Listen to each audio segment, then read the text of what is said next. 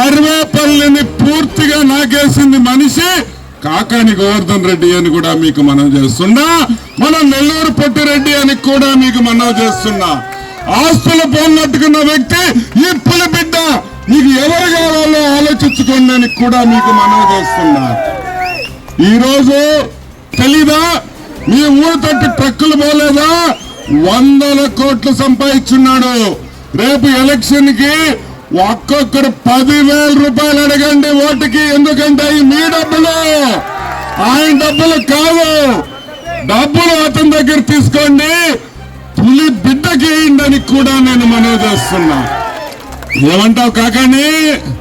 సోమిరెడ్డి పని అయిపోయిందా? సోమిరెడ్డి పని అయిపోయిందా?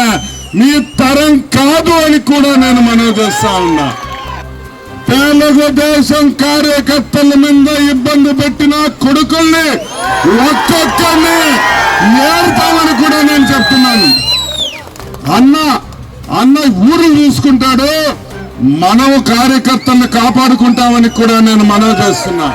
ఒకడే గుర్తుపెట్టుకోండి, ప్రతి ఊర్లో మనల్ని ఇబ్బంది పెట్టారు, ఒక్కొక్కరిని ఏరుతామని కూడా నేను మనవి చేస్తున్నా. వదిలే ప్రసక్తే లేదు. దీనిచ్చండి చంద్రమోహన్ అన్నని, చూడండి ఎలా ఉంటుందో స్వర్ణ బాట అని కూడా చెప్తున్నా.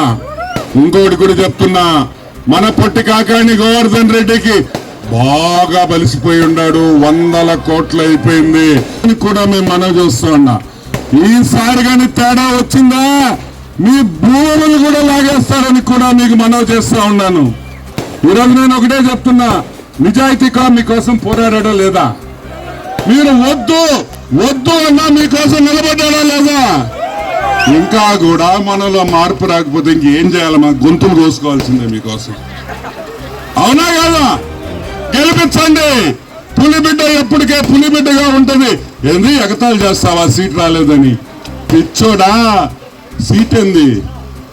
కాబోయే మంత్రి అని కూడా నేను మనవి చేస్తున్నా.